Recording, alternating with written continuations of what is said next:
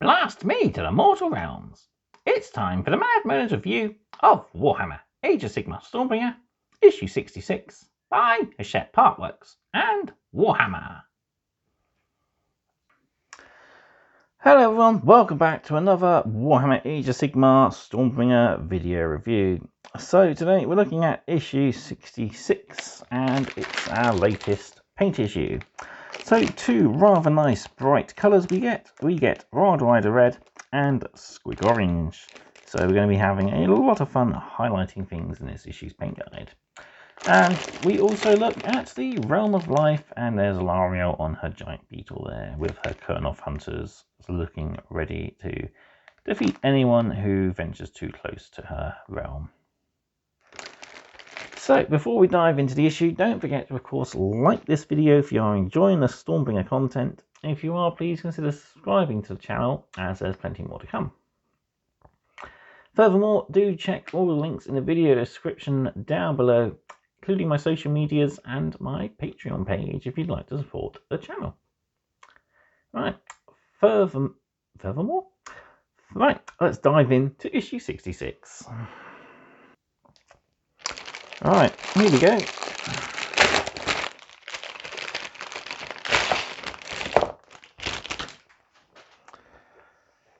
So, yeah, two rather orange looking paints, especially on camera. But we have Wild Rider Red, which is a nice orangey red. Love using this to highlight armour. And yeah, we got Squig Orange, nice dark orange. Will be, well, ideal for doing squigs. Yeah, we'll be using these in various different ways, I'm sure, in the paint guide. So let's zoom out and we'll dive straight into the issue. Into issue 66 we go. So we learn about the Realm of Life. We also learn about the cities of the Realm of Life in Ghyran. So we have collect articles for the Champions of Ghyran as well as your battlefields of Akshi. And we also have a collect article for the Iron Jaws ready for when we get them in a couple of issues time. Paint guide then for Squig Orange and Wild Rider Red. Destruction tactics and fire in the hole for our battle plan. So the Realm of Life. Verdant shoots reach up to the skies and all is in bloom. Meanwhile, in the shadows of the trees, an ancient fury awaits those who would disturb the natural order. This is Ghyran, the Realm of Life. In this realm, the power of nature is ascendant, and those who dare venture out must be wary of the many wild and untamed places. So yeah, it's the home of Lariel, goddess of, well, the elves.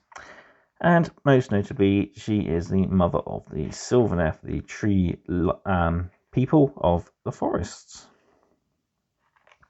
So yeah, it is a realm of life, but it's not always a safe place to be. There's chance of disturbing a Sylvaneth grove and rousing the vengeful spirits of them. Then there is also the ever threat of Nurgle, who is in a way a god of life himself. He does love to give life to various corruptions, and this is often tested in Lariel's kingdom. So yeah, it is the land of life, teeming of life, and easily supports an unending stream of soldiers from many different armies. Lariel's children, the Sylvaneth, are found in this realm in abundance, so too are many of Sigmar's faithful who have established cities in his name. But there are many enemies as allies, and the forces of chaos are never far away. So the Realm Stone of Ghyran is known as Cyclestone, Swirlstone, or Jadeite. It takes the form of a jade-coloured material that cycles through three states of matter, either solid, liquid, or gas. Yeah, so Realm of War, or the War in the Realm of Life.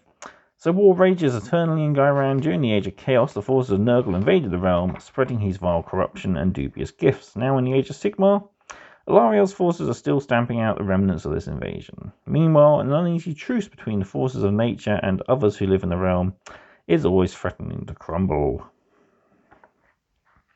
So, keeping with Gairan then, we have the different cities of Gairan.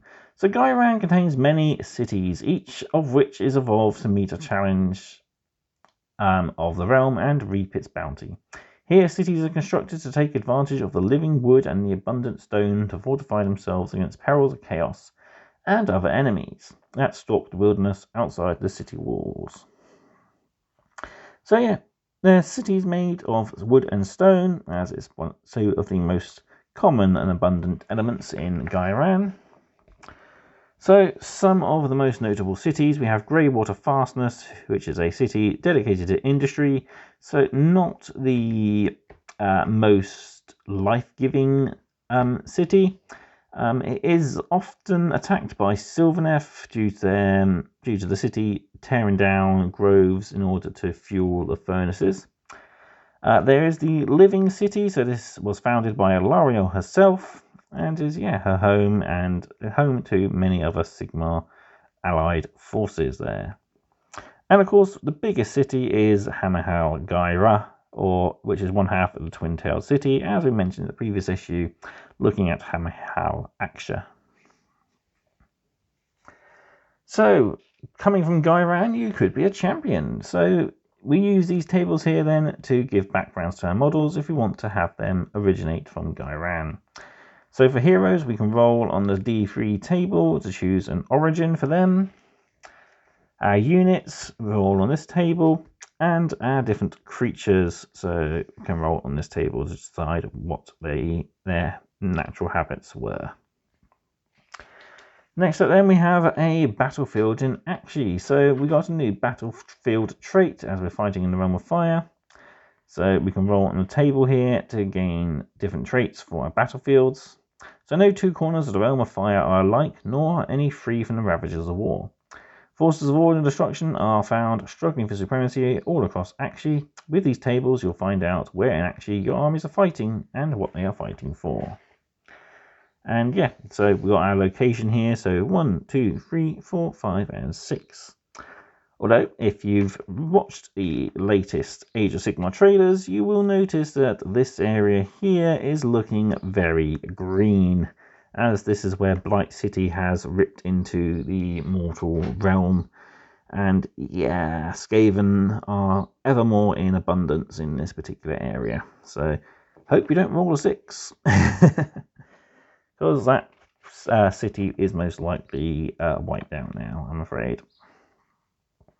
So we have an article for the Iron Jaws. So we're not getting any Iron Jaw models for a couple of issues yet, but we have a name chart, so we can start naming our cat models as soon as we do get them, which is quite nice because usually we've had to wait for these when it comes to gaining new collection.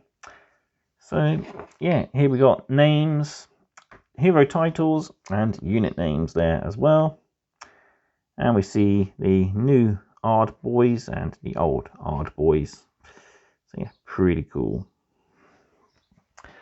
Moving on to our paint guide for the issue, because it is a paint issue, we're going to be looking at using all our new colours. So first off, you might want to relayer areas that we're based with corn red. So we've got plumes and string here on our Praetor, book on our binding on our Knight Arcanum. And then we are looking at highlighting. So using a nice thin tip brush, we're going to pick out some of the edges on the scare shields here, the plumes, the banding there on the book, and the red mushrooms and bottles on our grots and shamans, and the eyes for all our grot characters. Then we're going to make some magic smoke by mixing up our new colours, Baraknar Burgundy as a glaze onto the corn red, getting darker and darker. Then we'll highlight what's left of the red with Wild Rider Red and Slash Grey on the bottom of the smoke there. So next we're going to use corn red to relayer some of our other areas, ready to highlight with Squig Orange. So our Squig skin relayering the raised details, the back of the Sylvaneth banner, and the string around the hobgrots there as well. So next we can highlight with Squig Orange. So the edging the book, the quivers on our shooters there, the carapace on our little biter grubs, all the bits of string, the scales on the gargant arm, highlighting the thick fleshly squigs, feathers on the griff charger, the arrows on the manskewer bolt boys, and painting the red areas on the banner with an edge highlight of Squig orange. I think a dry brush of Wild Rider and then Squig highlight would be a little better, I think, on the Squigs. But yeah, there we have our newly done finished models, and yeah, they look really quite fantastic, I think. So yeah, our models are definitely getting closer to being 100% complete. Moving on then, we have some tactics. So we look at Molog's Mob. So it's a companions unit, so we've got lots of little guys that give better benefits, but you'll be careful which ones you lose first. He can use range attacks by throwing his toad, but it is a low model count unit. So that's your weakness there. You got to make sure you pick and choose your fights. And then we also have a tactics page for our Ale Guzzler Gargant. So he has special attacks, and even when he's defeated, he can still do damage with Timber, but he is a big target and he will attract a lot of missile attention. Finally then, we got our latest battle plan, Fire in a Hole. So we picked 3 heroes and 5 troops again for each side. And we have our 4 battlefields with deploying along the long edges, and there are 4 objectives set throughout the middle deployment zone or no man land.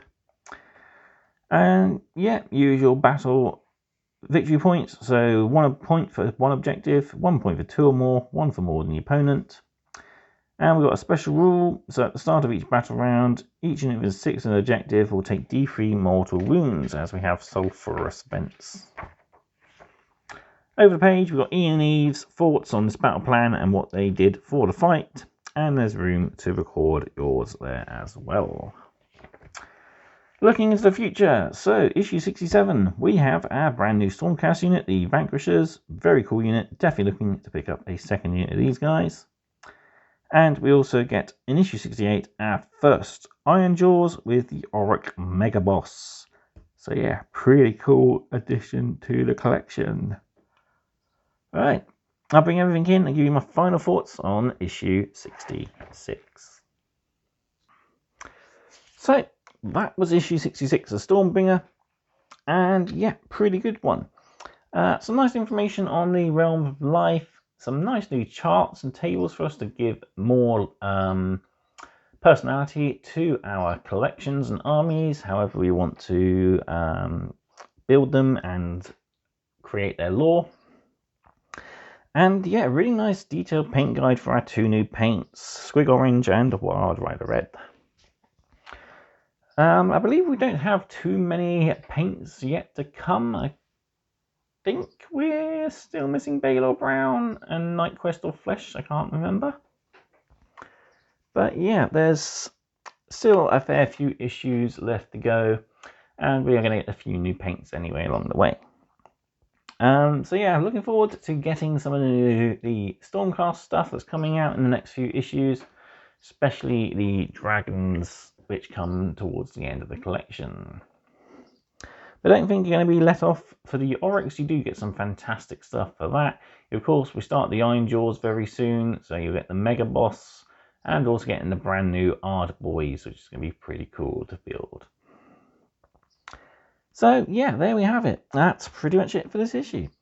Let me know what you thought of it in the comment section down below. And until next time, thank you all very much for watching. Stay safe and happy hobbying.